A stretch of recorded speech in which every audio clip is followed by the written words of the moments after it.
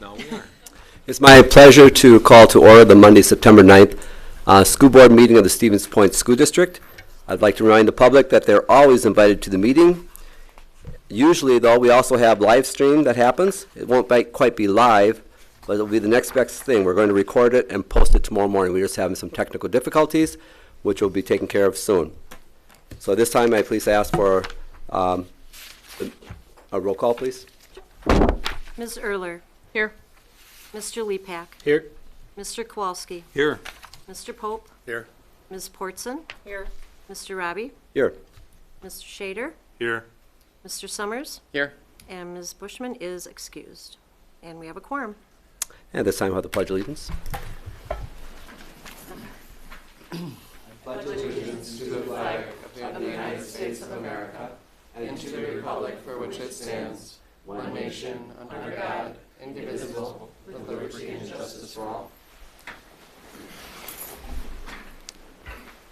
Now for the best part of the meeting, we have the Mandana Bliss Award, and our Superintendent Corey Hirsberger will lead that. Thank you, Dennis. So tonight we have two individuals that are going to receive our Mandana Bliss Award. The first individual I would like to have come forward is Roy Knapp and his principal, Angela Hintz. Roy is a custodian at Clover Whiting Elementary School, and he is a phenomenal individual and a phenomenal employee that just really takes Clover Whiting like it's his own. He treats the staff like their family, and he really dedicates everything he's got to Clover Whiting School. So a very good individual to receive this award. Angela? So I'd just like to also add to that, Roy is dedicated and hardworking. If you come to Plover Whiting, you're going to see an immaculate building, someone who takes great pride in the way the building looks. His infectious energy, combined with a friendly demeanor, fosters a sense of community and inclusivity among all our staff, students, and visitors. I mean, you walk in and there's Roy with his great smile and willingness to help out with anything. Beyond his regular responsibilities, he's quick to set up an assembly and help out with student projects like painting rocks for the 6th graders or putting them out in the woods for us. He's always lending that helping hand. His dedication strengthens the fabric of our school and makes him not just a valued team member, but an integral part of our community. Roy's impact is profound, and his contributions are truly irreplaceable. So, Roy, thank you. You are well deserving of this award. We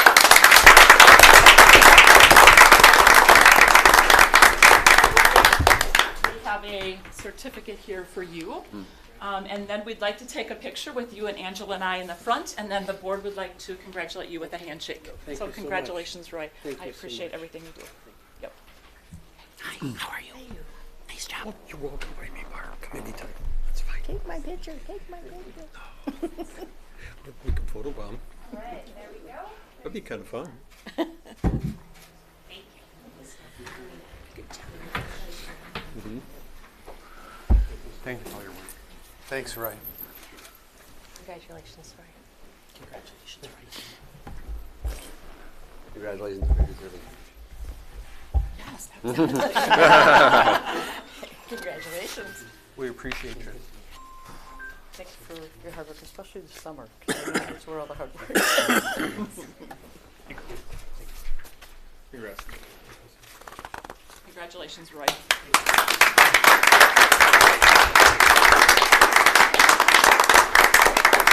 Next, I would like to call Brooke Ananietis and her principal, John Vollendorf, to the front. Brooke, again, is another outstanding employee. She goes above and beyond at SPASH for students. She does such creative things that bring community into our building, and she's just an awesome employee that I know this district would not be the same without. So Brooke, very well deserving. Thank you. Corey, thank you for the opportunity to say a few words to help recognize our SPASH food service leader, Brooke Ananietis. I've had the privilege of working with Brooke for several years now, and I'm grateful to Corey and Sarah for helping to recognize her great work. Thanks to Brooke's hard work and leadership and love for our students, the SPASH food service program has continually and annually grown and thrived. Brooke has been instrumental in annually expanding our menu, as well as increasing student participation in breakfast, lunch, and our Eat Well After the Bell program. More importantly, it's obvious that Brooke loves our students and is constantly looking for new ways to engage them with food service. She's creative with everything she does, from new international meal options to special events that's even included serving firemen and police officers with our students and then arranging a lunchtime basketball game between them. Brooke was even nominated and elected by our students as Ma Homecoming last year, demonstrating her positive connection with so many students. Thank you, Brooke, for everything that you do every day for our students. Our students in school are lucky to have you, and we really appreciate you.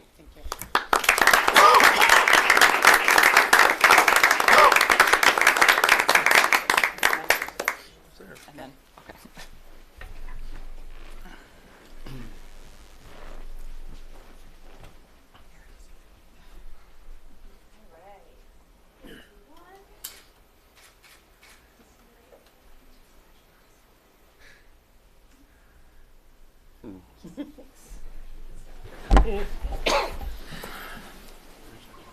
Thank you so much. Do you have a son that plays on a football team? Yes. Yeah, all right. Nice to meet you. Congratulations, Gary. Congratulations. Thank you. Congratulations. Congratulations. Thank you for all you do.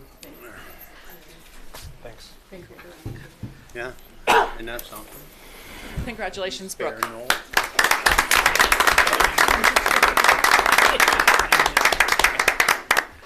That's incredible. At this time, we'll have our presentations. Communication report by Sarah O'Donnell. Sorry.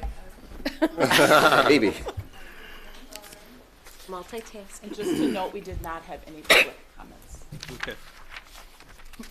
All right, thank you. So at your places, I did want to share before we hop into the communication report 2 pieces that we had printed over, I guess, since we last saw each other. The first is a new Work with Purpose postcard meant to be out at schools, around in the community. It's got a nice link on there highlighting some of the positions that we just need some help filling, where we are always hiring. So this is not a new campaign, but an extension of a previous campaign. So just trying to take another look at that. And then the second piece I have at your place is a copy of the Cubs Club piece. We've had a lot of success asking some of our local healthcare facilities, daycare providers, et cetera, to help us share these out. It is really primarily an enrollment campaign looking at getting students birth to 4. Kind of pre-enrolled with the district, where they can give us, enrollment information, and then we're sharing out like development milestones, ways to stay connected, and hoping to grow that program over time. So wanted to give you those copies of that. If you have questions, feel free to let me know. In the communication report, we'll jump right to media coverage and public relations. So over the course of the month of August, we had 5 releases issued. You can see those there. I know you also get copies of those in your email. And from those, we were able to secure coverage from Stevens Point Journal, Point Plover Metro Wire, WSAW, and WAOW. A lot of that flurry happened at the very end of the month with the start of school. So we were always really grateful for the opportunity to help tell our story when back to school season comes around, just because folks are so much more interested in kind of schools and what's going on, and we get to highlight some of our really great programs. We can go ahead. Yep.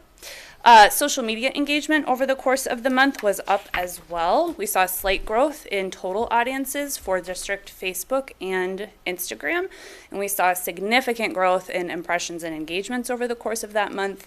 One, I think the content is just more engaging when we have kids back, right? We get to talk about students a little bit more and what they're doing and all the great things that our staff are doing as we prepare.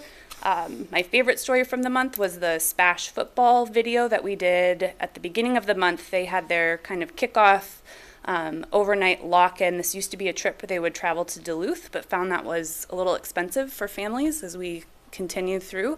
So they implemented this partially last year and then fully this year, where coaching staff ran the boys through just some different stations about, behaviors and expectations and how we're going to behave and develop, including like how we're going to tie a tie. So just thought it was a really cool way to see our coaches pouring back into students in a way that they don't necessarily have to do, but is really great for everybody. So website and digital.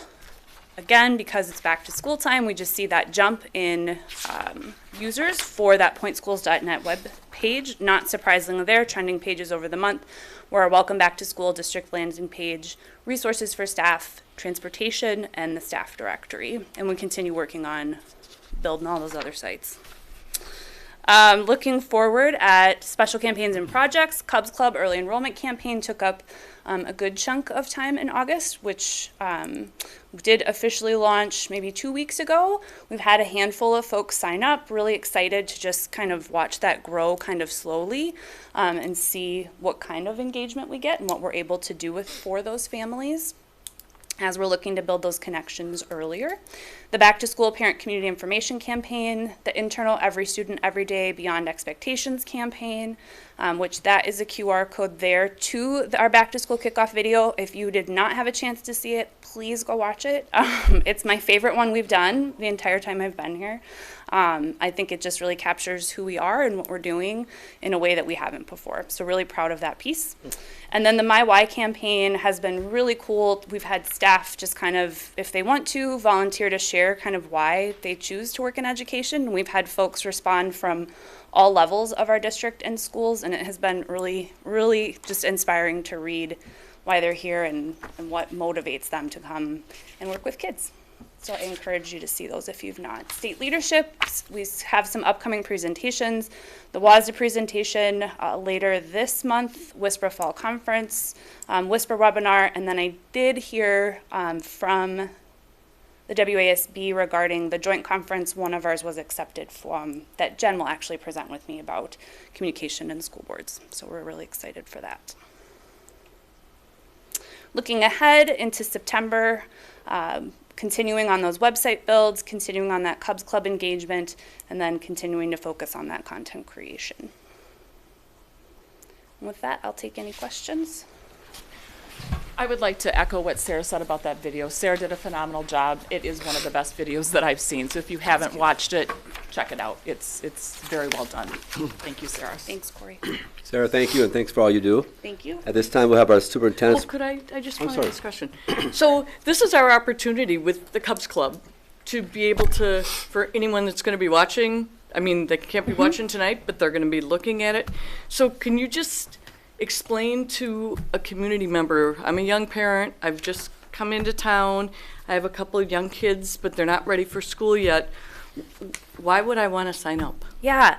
So the way that I look at it, I remember being a young parent moving to this community without a lot of resources. And I think that while there are places to connect to those resources in the community, we really see this as an opportunity to earlier engage with families, to help connect them to resources that exist in the community. So we're not looking to duplicate programs that already exist, but really looking to find ways to add value so that families feel more empowered to have those students be ready for school when it comes time for school. So I think over the course of time, it's tough when you hear families come into either 4K or 5K and hear like, I didn't even know that existed. I didn't know that that was available. So our goal is to really try to empower those families to have that information sooner so that they're able to act on that information, and then just, position ourselves as continuing to be that resource for families and students.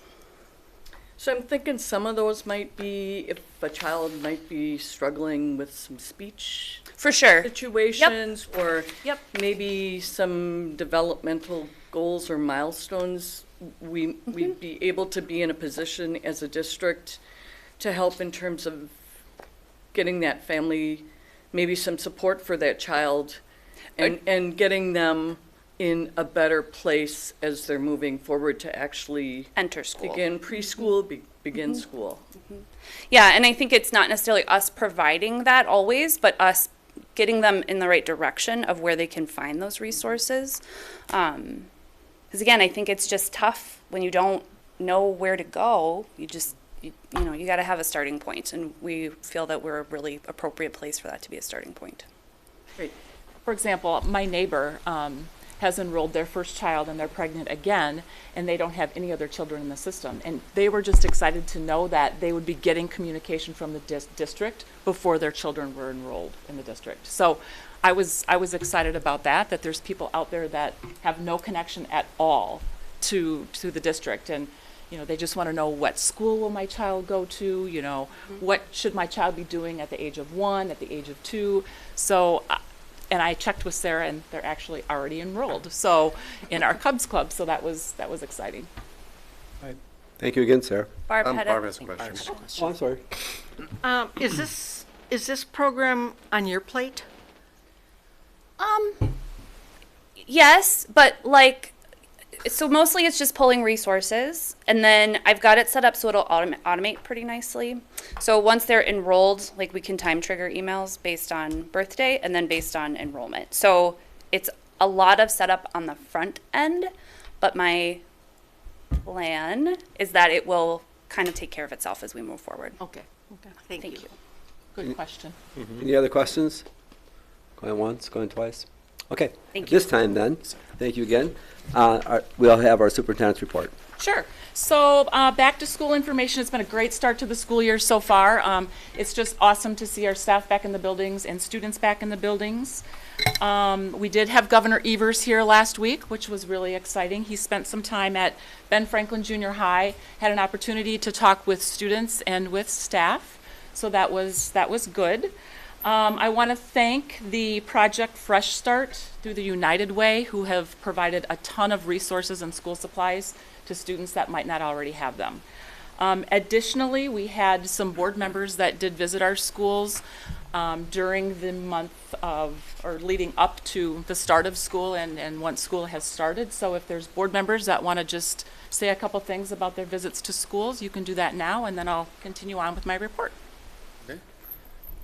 Do you want to start? Well, I'm just going to say that G's been involved longer than I have, so I kind of rode on his coattails and watched how he did it. It was a wonderful introduction to go to the different schools. Yeah, I went out to Kennedy that one day by myself, and it was wonderful to see some teachers that you've known for a while. And I stopped in and talked to Tessa Cash Wenninger. Mm-hmm. It's like she's got 32 kids in her class, but it was like. And she's pretty young yet, you know, and I was like, whoa. And she said, don't worry.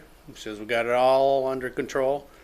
She's got all their stuff laid out, their names on every desk. And then she's running a community play and stuff like that. It's just incredible. And I remarked to Ted that if our kids don't feel welcome, I don't know where they are. Because, I mean, every teacher we went to was ready for every kid and every parent, you know, coming into their classroom, knew their names already. Went to Washington, I think. Mm-hmm. We went there. Saw Chad Jones and his crew of 5th grade. He's like the Chat GPT guy. He introduced me to it. And of course, everywhere he goes, he's got 10 kids following him. That's the way he is. Met Mrs. Koski, Ryan's wife, teaching there. And at McDill, we saw Mrs. Irvin, Amy Irvin, 30 years. This is her 30th year, and her mom has come every year from Madison to help her out the first week of school. Every year. So she was in the room with her. And that was incredible. I saw at Kennedy, there was a first-year reading teacher there. She was standing all alone in her room. I felt so bad for her. But it's her first year, first day. So she's all excited, and I'm sure there will be kids piling in there pretty soon. Trying to think of somebody else that struck me. I think the Charles Fernandez Center. Yes. Remember, they were CFC. Yeah, they even introduced us. I was so embarrassed. Yeah. Danielle did a nice presentation introducing the parents and the students and what the expectations were and everything else. It's as G said, it was really welcoming from what the parents and what the students were going through.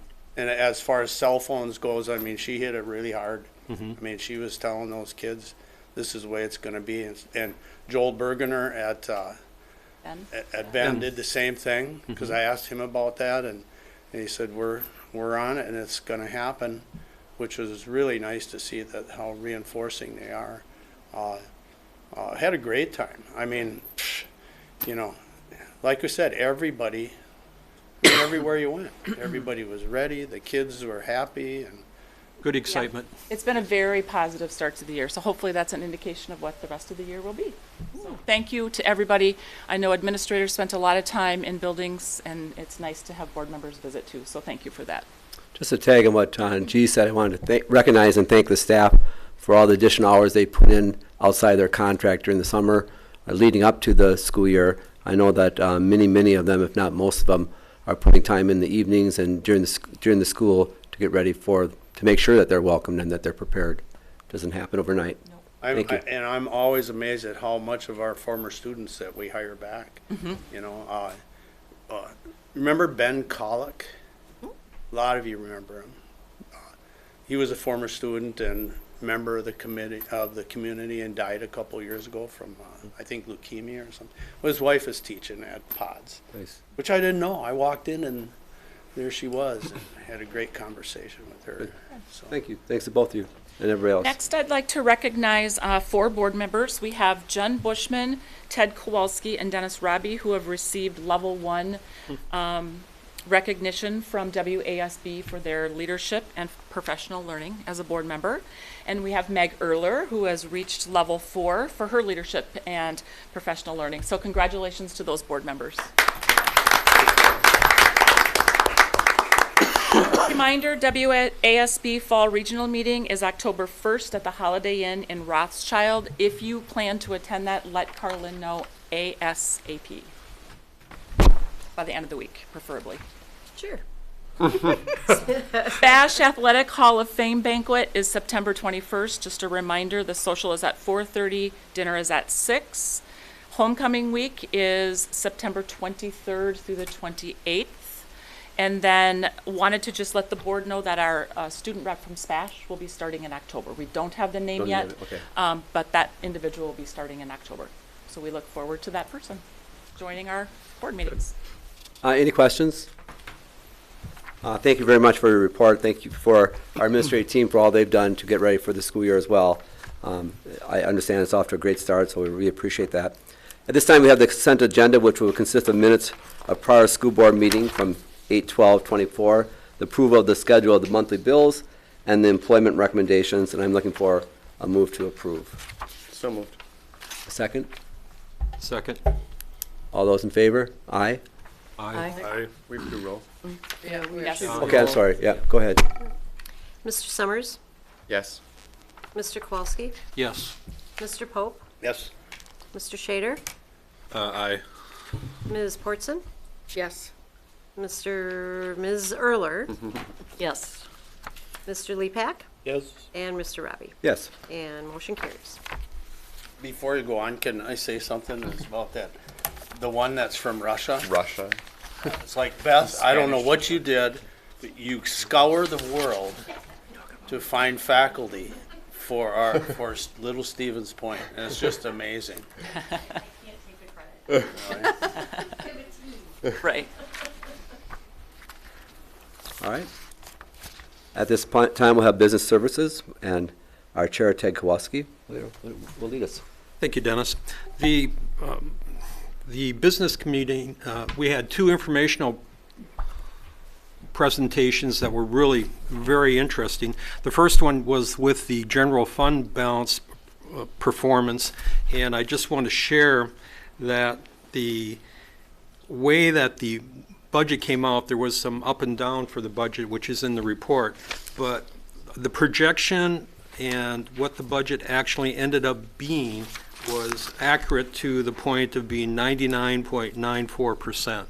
And so there was some variation because, as Professor Owens will tell you, and Mike too, is a budget is an estimation, but the estimation worked out really, really well. And we can be proud of what a nice job they did with that. The second thing that was really interesting at the business meeting was the summer school food service report. And one of our own was honored here tonight with that, but I'd like to also point out and read from the report. The summer food service program is a highly successful program, and Lori Epstein, food service manager, and her staff deserve a great deal of credit for helping students receive nutritious meals, which helps in the education of the children. The district for 2018 summer food service program was the only Wisconsin program awarded the Turn Up the Beat, which is kind of a pun on Turn Up the Heat, Gold Award presented by the USDA. Our district also received more awards, the Silver Award in 21, 22, and 23, and this summer it looks like we'll probably receive another one. And so really want to thank our food service program for outstanding work. Thank you for your comment, and thanks for the recognition for our food service staff. Is that the conclusion? That concludes it. All right. At this time, our Chair, G. Pope, for the Educational Service Committee, will give his report. Well, I wasn't, yeah, I I'm wasn't sorry. there. But can I give it over to Meg. Meg? Yep. Turn it over to Meg. I'm sorry about that, G. No, sorry. So we had a short report on health and wellness efforts for both our students and our staff.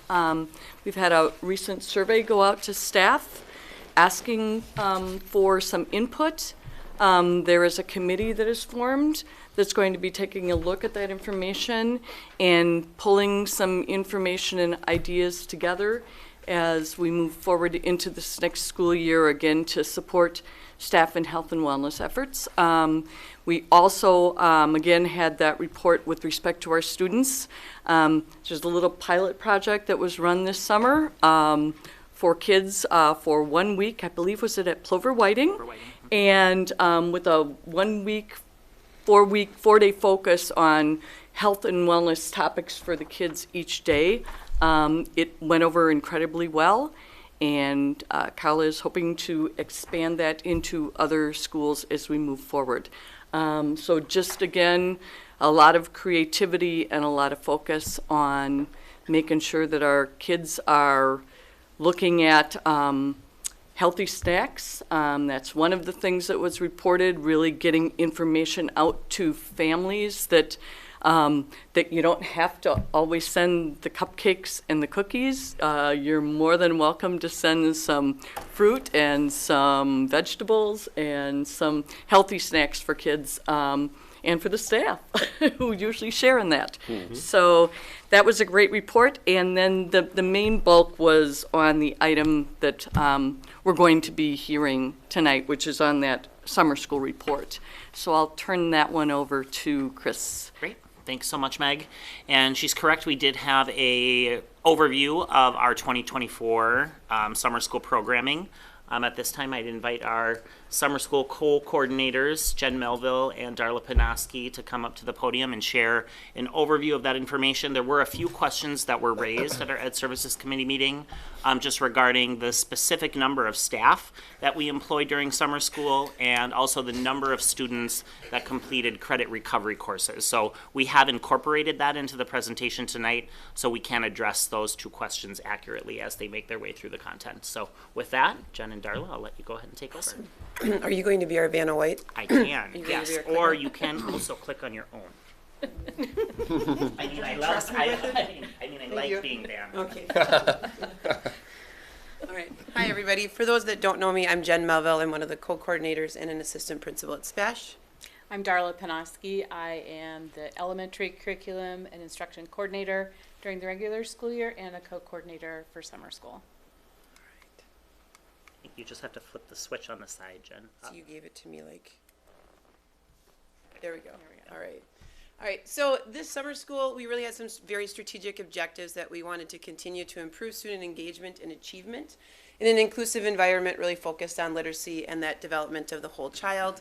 And we wanted to continue to develop and strengthen our partnerships with families and community to really collectively support our students. So this is a wide array of pictures of various different things. There is some STEM programming that's going out at Kennedy. The picture in the middle with our students playing baseball, some fundamentals. That is our partnership with UWSP Athletics with both pre-service PE teachers and some of our own students in the district. We've got some of our great music programs that go on throughout the entire summer, including into August, and then some of our theater productions, as well as, I mean, who doesn't love Cup Telephone and other things? So our summer school program summary, this summer we had 2,730 students enrolled. If you look at our numbers, they continue to climb, so we're really excited about that, to the point where we continue to reach max capacity. Our buildings are busting, our programs are busting, people want in. So it's a good thing. People are enjoying our programs, and we're really excited about that. The number of staff that we employed this year was 194 teachers, 108 educational assistants, and 50 youth tutors. So that was really awesome to see, and a lot of that had to do with how great we had some support from HR in regards to that, along with getting some different things into play, which we'll talk about in a little bit. This summer, we did some credit recovery courses as we typically do at SPASH. We had 125 students enrolled in them, and there were 6 staff members that helped us get them through those courses. And our transportation department continues to be a huge support for us as our number of requests there continue to go up. We're at just under 1,000.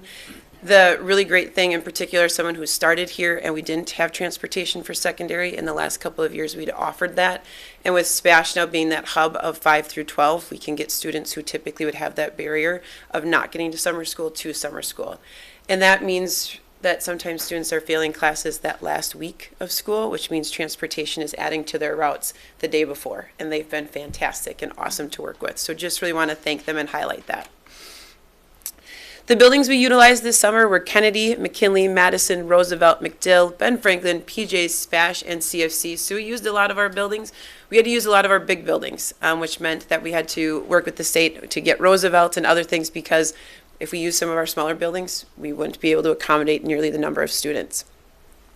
New this year, we partnered with the YES program to continue those services for those students who really need that support throughout the summer. So they met with those students when they were programmed at SPASH. They had space there. And then we piloted a summer school program at CFC for continuing education for our at-risk students. What we're really excited to report is that because we extended their school year, really kind of butted it up to the previous school year, 13 students earned their diploma this summer who would not have earned their diploma. And that means that there's a high likelihood that many of those students would not have come back as fifth-year seniors. So we're really excited about that and the work that was done there. One of the things that we did towards the end of summer school was to put out a survey for parents and also a survey for staff.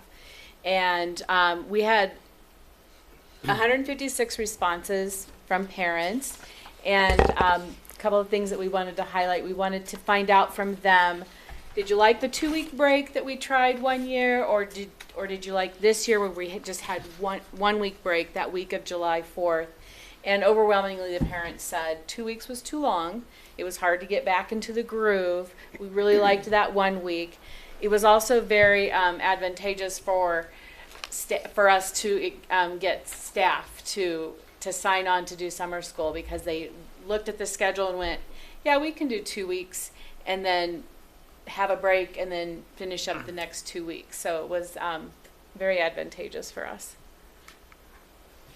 The other thing that we wanted to ask the parents was different things like communication regarding registration, transportation, access to the food programs, communication during summer school, our program options, and your child's overall experience. So we were very glad to see that overwhelmingly parents were satisfied and students were satisfied. For staff, we had 84 responses from the staff survey. One of the things that we really wanted to find out from them is the communication that was happening before, during, and during summer school. So as you can see, the communication regarding employment opportunities, as well as the communication received during summer school, and the level of support that was provided by not only Jen and I, but their building principal. And as you can see, they were overwhelmingly satisfied. So our recommendations moving forward to next year is to continue to use the building sites that we have been using. Those have seemed to work out well. It has also allowed us to have some pretty smooth transitions. This year was our smoothest start to summer school that we've had, mostly because transportation, we have a lot of really great things down. We've got our building sites, we've got some different things going there. One of the things I would also highlight is that we had a no late registrations window, and we cut things off, and that really allowed us to plan differently this year. So our community adjusted, our parents adjusted, they got their kids registered, and that allowed us to know where we needed to pick up kids, so transportation got routes done and to parents sooner. It also allowed our buildings to know who they were getting and which students, because our students move around a little bit to different buildings, and so that allowed principals and staff to plan for those students differently and be prepared, and so we're going to continue that. When we had late registrations, like there were people coming on that first day and trying to register their children, wanting transportation. So those transportation lists and enrollment lists were changing drastically that first week. And so it was very significant, and we just felt like things ran so much more smoothly with not having that option. HR would tell you things ran smoother because we weren't asking to hire people 2 days before summer school started. So there's a lot of things. All of the departments were much happier with us, which was good. Our schedule for next year, we're looking to continue that 4-week model. We're going to still have 6 weeks of programming like we have in the past, but split it up a little bit. And I do think this has allowed us to both attract and retain staff. So if you look at it, we have 4 weeks of programming Monday through Friday with that 1 week of break in between in July 4th that week. Then after we complete that programming, we will again offer YEP, our Youth Enrichment Program, which will run from 9 to 3 on those dates in July. And then after that, we will offer Camp Invention, that final week of July and August. And that we really feel gives parents a lot of options. So if you want to sign your child up for all 6 weeks of programming, you can. You want to sign them up for 4 or 1 or 2, you have a lot of availability to do different things. We will continue our Bridge to Success program. That is that program to help our elementary school students transition to our junior highs, and so that is done in conjunction with our junior high principals, and that will be in August again. And then with registration, again, we're looking to close that registration window a little bit more and really run registration right after spring break from March 24th to April 6th, continue our no late registrations, and then we do have alternative enrollment options. Obviously, with credit recovery, we don't know a student might fail until the very end in some of those cases, so we'll continue to work with that. Again, transportation, everyone's been really great with that. And then when it comes to Panther Performance and our sports camps, those are 2 programs that we've really decided that if we're going to have a child who wants to be moving and is active and it allows them to do that, and sometimes schedules change, we figured out an alternate enrollment for that allows them to do that through some different avenues. So we'll continue to take some alternative enrollments for that. Any questions? I have 2. Go ahead. You had mentioned twice that we're hitting max. What is max? Like, what can our building sustain? What can our HR sustain? What is? A couple of examples is, one example this summer was Roosevelt. We had every classroom had a class. Like, so we had no more room. And we had parents calling out services wanting us to add another section. Can we add another section? And it's like, we have no room to add another section. Could we open up another building? That was talk even last year, but staffing that, we wouldn't be able to staff that at the last minute. So that's when we talk about we're at max, it's enrollment, classes fill up right away within that first week. So it would be an expansion to another building potentially, is what you're saying? If enrollment continues? Yep. Yes. And the trajectory that's on right now. Yep. And then we would have to work, and then that becomes a whole nother set of logistics, making sure that our food service program qualifies and other things like that. So I think right now it's about figuring out what are some alternate things that we can do with our community. Like we have talked about some different things, like us partnering with UWSP on like some of those things, seeing what some of those are to maybe continue to grow options. Okay. Yeah. And then Corey and Chris, Bridge Success, YEP, Camp Invention, those all count for FTE? They do. Yes. Okay, thank you very much. I have- Oh, I'm sorry, G, You and then got a Jim. question? Yeah, Go ahead, I had a couple of, one,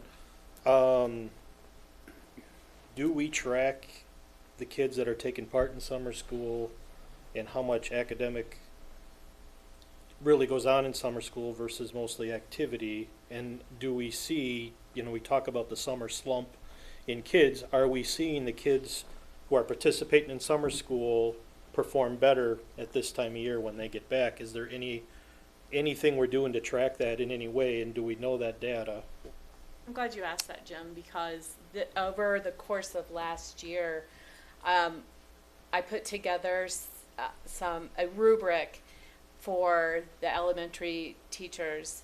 We find that a lot of our staff in the summer are brand new teachers just graduating. And so we took the recommended priority standards from the DPI. The DPI had put out those priority standards during COVID. And so we took those and separated them by grade level. We've also have a Google folder that has like sample schedules, and they're tasked with, you can create your program within this time frame, but these are the priority standards that need to be aligned to your program. So we are doing that. It's my goal for next year to expand that, to be able to identify not only online resources, but resources within the building that they would have to use. Also, we will be tracking with our screening data in the fall to be able to see if it's making an impact as well. I think it'd be a good master's thesis, because really the difficult part is making sure that the people who are taking summer school are compared to the like population, and that would be the tricky part, because you can't compare it to the general population. You gotta have control. And Yeah, so that would be someone, if they had a research project, that'd be a good one to have. And we certainly, Jim, have mechanisms in place that would allow us to be able to track those cohorts without question. Someone else had a question? Jim, you have another question? And so in summer school at the high school level, reminder, and mostly people paying attention, watching, is mostly credit recovery. At the high school level, there's very little actual for the general population. Is that true? I mean, I think there's a PE class Panther in Fitness. person, right? Is there any ability or thought to ever expand that to allow kids who want to either maybe get ahead in what they're doing, someone who's looking towards earlier graduation, to have more of that? I know staffing could be an issue. And I mentioned at the Ed Services meeting too about expanding the online learning to have two summer sessions instead of one, so that they could easily get a whole nother class completed in late July, and into August, and be done in time. I wanted to say that just so the public hears it. Absolutely. The issue would be which students want it and what classes do they need or want, and then staffing a full certified Didn't we used to do that? Because when I was in school, I could take like speech over the summer at SPASH and get credit for it. I went to Pacelli, and I could get credit for it at SPASH, which would transfer to Pacelli. I know when I was rented, that was Some classes. 15 years ago, but We do offer those initially. It's a matter of staffing. Okay. There are some programs that we weren't able to run this year, speech being one of them, because we weren't able to secure staffing. And because of part of this also entails being the shortened time frame. So when you're looking at it being 4 weeks, and when you're looking at minutes of duration for a class, to put that much instruction, when you look at a full semester's worth of instruction into 4 weeks, it's one thing to say it's credit recovery. You've had seat time, you've had other things to be able to earn that credit. For it to be original credit, that's a hard push. In particular, I know our speech teacher, for example, for 4 weeks. So that's where we'd have to look at some alternate ways that we would offer that, as opposed to that 4 weeks. Gee. Well, this kind of ties into that, because as this is growing, and Alex mentioning what is the limit, there really isn't a hard limit right now, but I'm wondering, like, do you have any way of knowing how does this fit into the budget? Like, if summer school continues to grow, That's the question. is it gonna just keep adding to the budget, or what does it cost for a kid to do summer school compared to the school year? Do we know? Is there any way to keep track of it? So G, I was able to, following our conversation, I know you weren't able to be at Ed Services, but I appreciated you reaching out. I was able to do some calculating with Tom and Mike in the business department, and the average cost to educate a student during summer school is about $4,500 versus the just north of 11,000 that we experience per student during the regular academic year. So to your point, right, if we continue to expand and grow summer school programming, there would be an impact on the budget. Overall, in terms of programming, we don't necessarily make money on summer school. It's oftentimes just about it's pretty cost neutral. There is a 40% reimbursement that comes back based on the number of students that we have participating. So it's pretty much cost neutral, but we do believe it's really important as a district to continue to provide those opportunities for our families. So as it grows, is that it will remain cost neutral? It really doesn't impact our budget at all? Not in a significant way, no. You said 4,500 per student. Correct. So that's 12,285,000 it costs for summer school? 45, but those 27, so those 2,730 students, Equate to FTE. right. So there's so many, there's a I- 10,680 minutes equals 1 FTE, so you have to take all the students enrolled, depending on how many classes they're in. It's a complicated, Formula. yeah, I remember doing the formula, but I was like, oof. yeah, no. Are all It the, wouldn't be 4,500 times No. 2,700. Right. No. Barb, go ahead. are all the teachers for summer school our current instructors, or we hire somebody from out? We hire, we try to recruit as many of our current staff as we possibly can. And then I would say we have a lot of like newbies.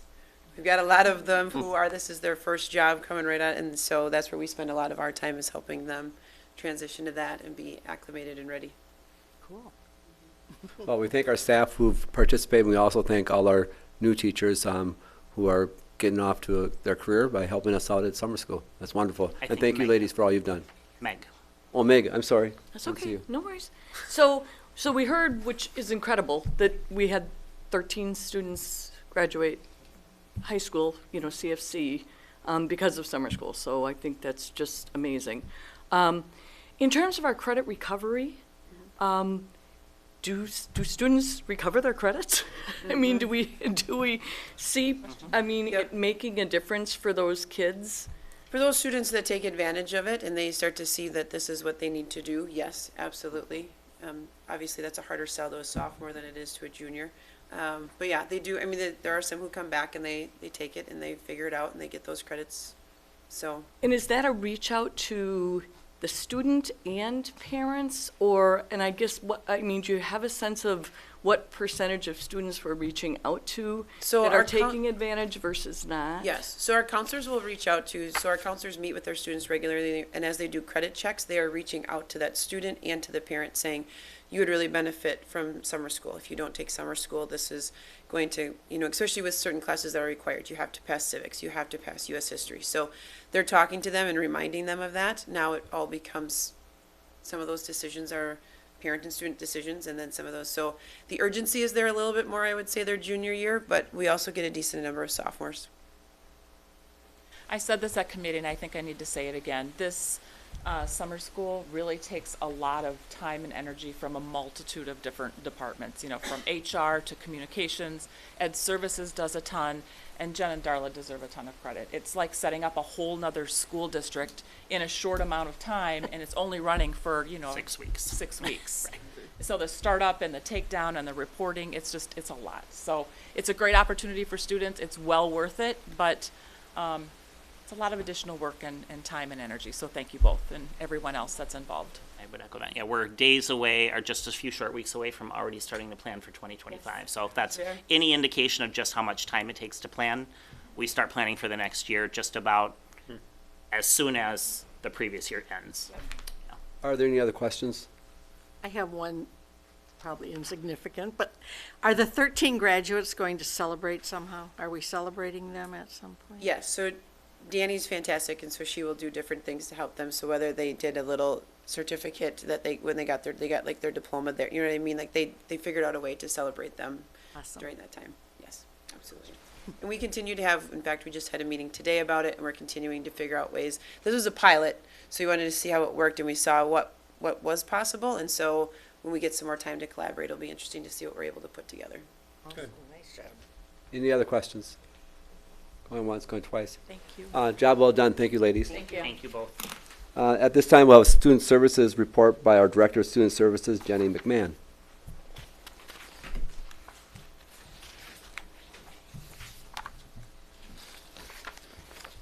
Hello, good evening, everyone. Good to see all of you. Welcome back to another school year. Today I get to present to you a report that comes to the board annually. So at about this time last year, we had the same discussion and present a variety of data points to you regarding seclusion and restraint. So each year in the fall, all school boards take a look at their data and have a presentation with this information. And then over the last few years, we've also started to turn that information into the DPI, which is exciting for me to make sure that all of that is accurate and shared at the state level for them to assist us in looking at student needs. So within your board packet, I have provided you a memo that has a smattering of information about seclusion and restraint, and I'll also review our district data as well as data broken down by our individual school buildings. So seclusion and restraint is a state mandate as far as what's allowed, what's not allowed, how we report, how we inform families, what kinds of techniques we can use. And then, of course, we also have our own district policies and board policies as far as timelines that we follow or types of reports that we complete. And then we have internal practices as far as where are different things housed or who gets a copy of that. Within the memo, I've included the information that specifically goes to our board, and then, like I said, back up to the Department of Public Instruction. So each year we do break down the number of seclusions and restraints, both by students who are enrolled in special education programming and students who are enrolled in general programming. Each incident of seclusion restraint is its own event that's recorded in our school system and has its own event write-up, so information regarding what might have happened, what bubbled up, what triggered, what were we doing to really try and de-escalate or decelerate what's going on, how do we help keep everyone safe. And each one of those incidents specifically is documented and then recorded per incident. We have lots of rules that we follow and stay in compliance with as far as spaces that are used. Should a seclusion or restraint be used as a total last resort to maintain safety within the school environment? Within there have to be, things that would keep everyone safe, such as not having items on the wall. So again, these are seclusions or restraints are events that would occur very rarely within a school system and have lots of rules that we follow within there.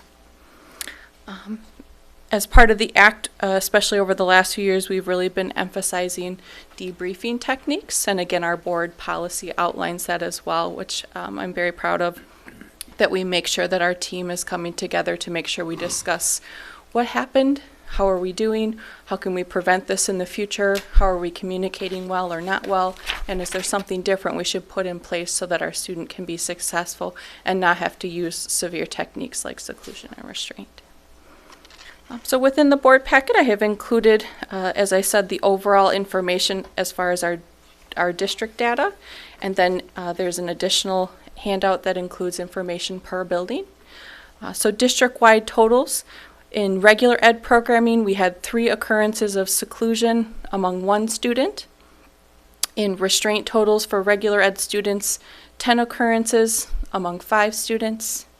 Seclusion totals for special education, 209 occurrences among 33 students. And restraint totals for special education students, 88 occurrences among 25 students. Within the individual building data, you can see that there's a wide range. Some of our buildings are focusing on this, as an area improvement and outcome for our students, as we know that any incident of seclusion and restraint can potentially add areas of trauma to a student's life and memories with school, but also want to maintain that safety with our staff, that it's used as a last resort in instances that are dangerous. Some of the items and activities that we've been engaged in through student services, of course, is annually reflecting on all of our data and our history. So I did include kind of that historical data for everyone, not just this last school year. It's easy to look at 1 year versus many and reflect on how is that going. So in our reflections, we continue to see the need to support our buildings with a wide variety of social, emotional, and behavioral supports, as well as training that I've highlighted in the last board update that we've been working really hard on. One of the changes that we made this year, our crisis de-escalation training called CPI, or Crisis Prevention Institute, we had been doing it every other year, and mostly in an online or hybrid fashion. And just from feedback, we just felt like online learning is just not as engaging. There isn't quite as much discussion of individual cases or some of that problem solving, especially for our newer educators. So some of our special education teachers or assistants are brand new to working in our department, and so they really benefit from having in-person CPI training. So we've required that if staff are new to using CPI techniques, that they attend an in-person training for the first 2 years of their service in our district. After that, we can move to a hybrid schedule where they would have some learning online, but still have in-person training. And we're excited to see how that outcome comes in a year. Just again, knowing that a lot of people really benefit from in-person learning. Some of the other items we've done to assist with our data would be having a common training. Even though CPI provides common training slides, there's still some wiggle room as far as how you'd present them or what order or what activities you might do. So we've made that much more standardized across all of our trainers this year, which we've had feedback is very helpful. We've also emphasized the debriefing, that yes, there may have been an event that was dangerous. We had filled our paperwork, but our job's not quite done yet. We still need to talk about what do we know about the situation, how could we prevent things in the future, and any revisions to the students' programming that might be needed. And as much as time is short in the school day, it's a really essential part to hopefully interrupting any future events of seclusion or restraint. And really always calling our educators to consider, a hands-off approach is always a last resort in a dangerous situation, but continuously being creative and problem solving around other techniques. We've also added some additional training to some of our schools who have students with more significant developmental disabilities using the UCARO program that I've provided in your board updates over the last year. That really helps our staff rethink how might those students be thinking in the moment? How could we help decelerate that and kind of put ourselves in their shoes to not be using seclusion or restraint techniques?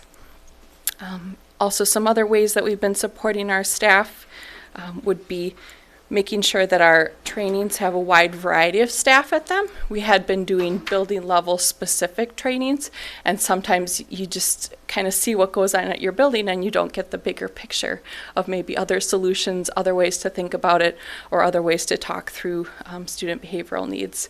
So we provided kind of a mix-up of training where staff can attend any training. They're not restricted to the one just at their building.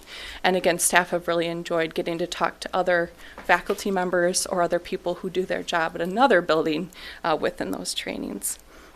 The last supports, of course, that we will always be continuing to provide would be supports with functional behavior assessments and behavior intervention plans. Many of those are very custom to students, really looking at how can we support students taking a look at what might be the root cause to what's going on with behavior. And that goes through kind of its own process of consent, talking about what are triggers we're noticing or what are things that we can put in place to maybe reinforce replacement behaviors.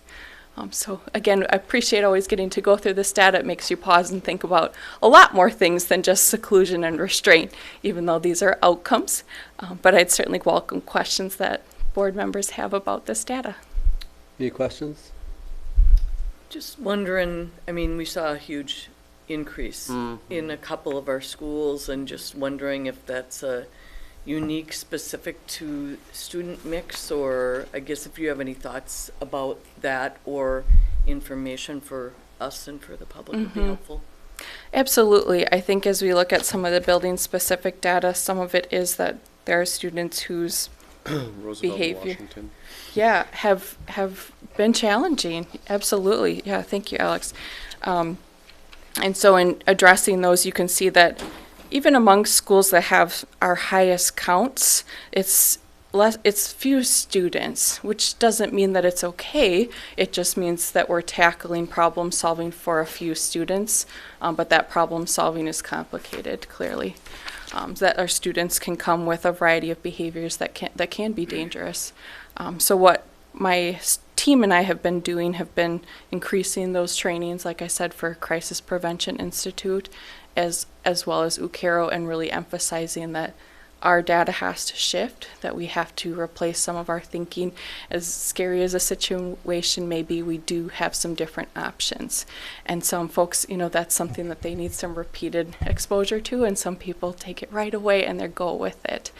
So sometimes it's providing that training several times over time to help everyone reflect on how is that going. But truly, there are students who challenge all of us in our day-to-day programming. So some of it, especially at some of our buildings, have been looking at how do we set up the environment in some of the classrooms so that we can hopefully be more preventative or safe, or be able to back away in certain situations. Especially in some of our large buildings, we've been able to do some of that like ecological problem solving with them. And then, like I said, really helping their staff to think through what might be the function of that behavior. Do we truly understand that well? And are we revising the IEPs or behavior intervention plans over time instead of kind of being okay with that being our response? And again, our staff get that. They really understand that we need to be responsive to that student data. But it's certainly a work in progress, as you can see, for a few students at each building. Just a follow-up to that. So, you noted that where there's a seclusion restraint, it can be traumatizing to the student as well as to the staff. Yes. It can also be traumatizing to the other children in the classroom. So, where we have a situation, maybe where we have a student who's really struggling, that's something that the other students clearly are involved in as well. And how are we supporting those students, that classroom of students, with counseling and support to, support them in just the reality of what's happening? Yeah, I would say as much as possible, it's always ideal that others aren't observing that. So that's always the first kind of benchmark in a dangerous situation, is to clear away other staff or other individuals, other children in a space where something might be dangerous or someone's just really having a crisis moment or episode. So that's always first, who can not be here? Because likely those are the individuals who are able to listen in that moment and engage with us. So that may be, it could be a class, it may be a hallway, it kind of depends where it's going on. And so we try and be as responsive to that as possible by responding in a team. Nobody has to respond to a crisis event alone and have to think through all those parts, because that's hard. If it's possible, we always try and have the individual who might be upset or in a crisis moment exit. That might be the second choice, or maybe at the exact same time. Certainly coaching and prompting to go to somewhere that might be more safe, where they might have tools to de-escalate, or maybe to be able to be just totally separate from maybe what's triggering them or what's going on in that situation. So that's always a goal, and helping them through their day-to-day instruction, reminding them of those procedures, so you don't just talk about it in the moment where they're having troubles or aren't maybe as receptive to our prompts in those moments. I'd say other than that, it would certainly be classroom debriefs or speaking with students if there is an event where they felt unsafe or they had to be removed or something dangerous happened. Our teachers are you know, masters of being able to talk to their classes, whether that's in a circle or just during a morning meeting to discuss those things, and being open to that. And then certainly all of our student services staff are always willing to join those conversations or lead them if it's just not appropriate or the teachers needing additional support for those discussions. Thank you. Yeah, you're welcome. Other questions?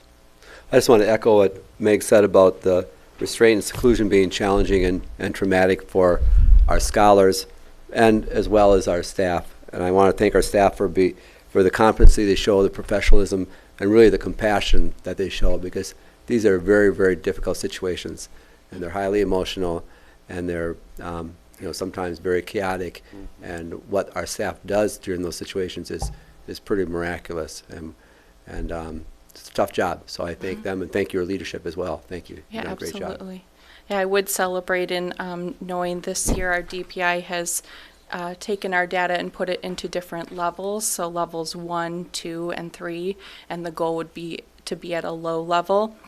They calculate that based on kind of your overall population of children that you have and the number of pupils who are, you know, secluded or restrained or both, looking at our data. So even though our data has risen and it's something to address, we are still falling within that level 1 as far as the number of students and that risk ratio. So that I do feel good about, that we are reducing that, we're staying at that minimum level, and that's something to absolutely maintain here.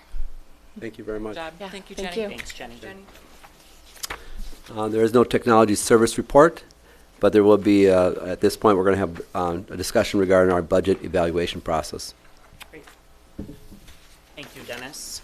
And thanks to the rest of the board for your patience. We did not bring an update on program and budget evaluation when we met in August. We were in the throes of completing the review of a few additional programs. And you'll notice here as I advance through the slides that we've also added or identified a few additional programs. Through the course of last year, you'll notice 42 was our maximum. That was the number of programs that we had identified to review, and that has increased based on conversations and work that has occurred over the summer. So, and that'd be just like this to work for everyone else and not me.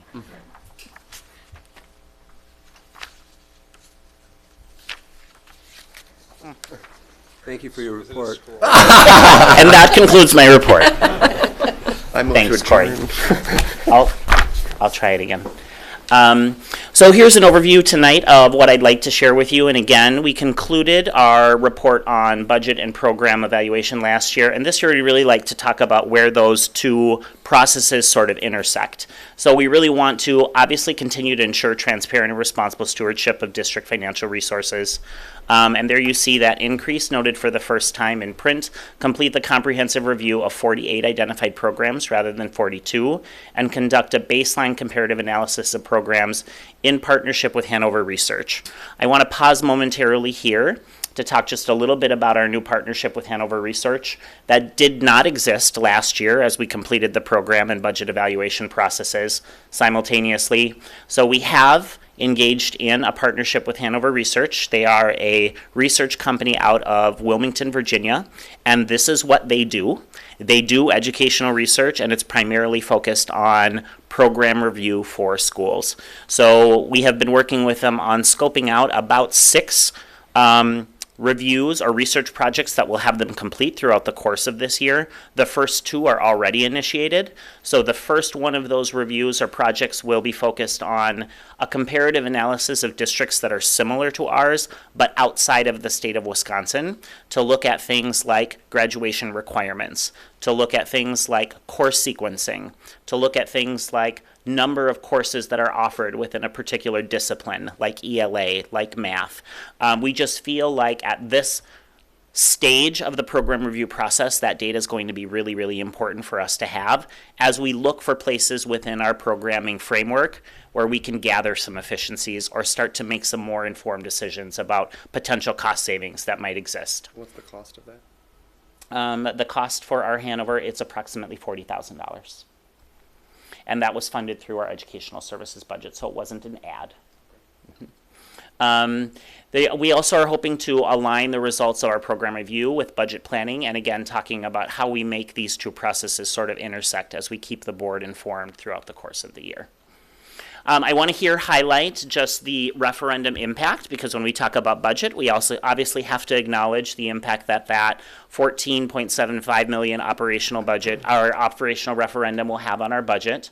So you can see there in 24-25, we have that $8.75 million in additional referendum dollars, and then approximately a $2.1 million increase, and that's based on the $325 increase in per pupil allocation for this year. So that equates to approximately $10.8 million. Oftentimes on the surface, we can look at that and say, we have $10.8 million extra to spend. And that's what it looks like on the left-hand side of the screen. And then we go to the right and we see the budget reality. So $5.1 million, which is what we know now existed as our deficit as we closed out our 23-24 fiscal year on June 30th. 5.1 million of that 10.8 million goes to address that deficit. We had about a $2.3 million increase in wages for staff this past year. For the upcoming year, about a $2 million increase in health insurance premiums. We are earmarking $900,000 to start to rebuild our fund balance, and I'll get to some more specifics on that a little later in the presentation. We had about an additional $400,000 cost in the TSA benefit that we're now offering for staff, as well as the $100,000 cost for the sick leave payout that we're making available to our staff. And those are estimated numbers. Those are estimated numbers, right? This is all projected at this point. So I want to talk a little bit here about where program review and staffing also intersect as part of this process. So we have 8 positions that we're currently categorizing as frozen or pending decisions to fill or eliminate. Now, some of those 8 positions are filled with a temporary sub. In other words, we might be working through the nuances of determining whether or not some of those roles and responsibilities can be absorbed by other staff members or other staff positions. So in some cases, you might see a frozen position and think, oh, it's just vacant as a posting somewhere that we're waiting to make active. And in some cases, that's true. But in other cases, we have positions that are filled with a temporary employee, while administration teams or administrators work through the nuances of whether or not those roles and responsibilities can be absorbed by another staff member or position. We remain committed to cost savings measures that are based on the outcome of our program review. And we've identified areas that could potentially be reduced. So we've reduced a total of 11 positions, which actually creates to a total of 10 FTE. So one of those, or 2 of those 11 positions equate to 1 FTE. So we had a 0.6 math teacher and a 0.4 business teacher. We count both of those as positions, but it really equates to 10 FTE. So here's an update on program evaluation. Again, we've got 41 of 48 programs currently reviewed. We are slated to meet on Thursday, where we'll complete 3 more of those programs, so we'll have just 5 left. This is incredibly exciting for me. No one has any idea how happy I'll be to cross this finish line. We'll continue the ongoing analysis of current spending, and we'll continue to look at the identification of areas to explore for redundancies through our partnership again with Hanover Research. So one of the pieces of information that I'm currently working on pulling together for Hanover is looking at our 8 through 12 academic data for the last 4 years to really look at whether or not students are truly maximizing the access that they have to both our highest level courses in ELA and in math. And when they do, what outcomes does that create when they move on to a post-secondary experience? So we've got some plans together and collect some survey information from students that move on and say, what was the benefit of having this wide array of courses available to you, primarily in those core areas, ELA, math, social studies, science. For 24-25, our projected preliminary expenditures, and this figure you've seen before, this was part of the projected budget that was approved when Tom presented that recently, is approximately $108 million. And this represents the projected expenditures for Fund 10 only, so not Fund 27, our special education funds. 24-25 goal for efficiencies is intentionally left blank at this juncture, but we do intend in the upcoming months to be able to populate that cell with a figure that will allow us to put some teeth in this process in terms of what what cost efficiencies do we believe that we can gather or identify throughout the course of this academic year as we wrap up that program review process and we learn more from the comparative analysis that we're doing to other districts similar to ours through our partnership with Hanover. Our position review, we've reviewed a total of 328 positions up to this point. 308 of those, 328 are fill as is. 9 of those are currently frozen, and I believe I said 8 earlier. It must have changed, so it's 9. My apologies for the error there. And positions that were eliminated, again, I referenced this earlier, were 11. If we look at those 11 positions that were eliminated, it's a cost savings of approximately $1 million. You will recall when we shared updates with you throughout the course of last year on program and budget eval, we did have some cost savings that we identified in purchase services. That was a total of about $115,500. We also had some reductions in software. That equated to about $87,000. So those are not captured in this $1 million, but that would be additional cost savings on top of this. This $1 million accounts for just the staff positions. I want to conclude this presentation by sort of highlighting our overarching goal is always to keep an eye and keep a pulse on increasing that fund balance or fund balance contributions. This gives us a quick peek at what trends have looked like for our fund balance beginning in 2020 through what's projected for 24-25. We have policy 6235, which indicates that we will maintain a minimum of 20% of our general and special education fund expenditures in fund balance. You can see that our fund balance there baseline is approximately $24 million, and we've been functioning below that as our fund balance since 22-23, and we are making progress in terms of increasing that. That 24-25 projection is at $18 million. You can see that's the same essentially as it was in 23-24. That does not include the additional $900,000 that we have earmarked to go there. So if we were to include that, and that does come to fruition, of course the goal is to add more, but $900,000 would be the minimum, then we would be looking at a fund balance at the end of the 24-25 fiscal year as approximately $19 million. So that certainly is a step in the right direction. Our next steps in the process are to identify resources needed to achieve our established goals and look at known expenses plus anticipated costs, which we know are coming. Some of those we can account for.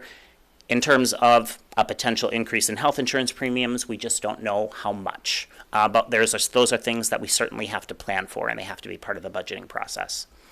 Goal implementation to generate possible solutions for monitoring the current budget, performance, and responding to changes in need over time.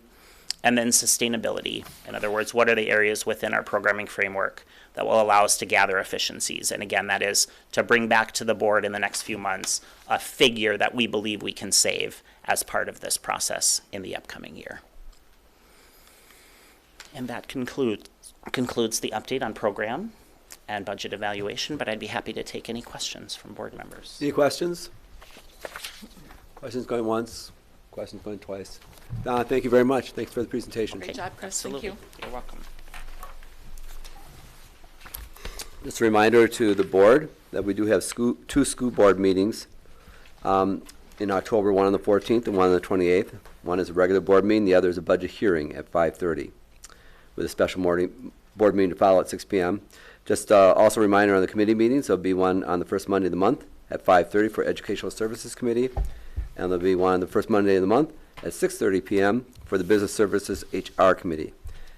Unless there's any other discussion, at this point I'm looking for a motion to adjourn. So moved. Second. All those in favor, say aye. Aye. Aye. Thank you, everyone. Thanks, everyone. A reminder.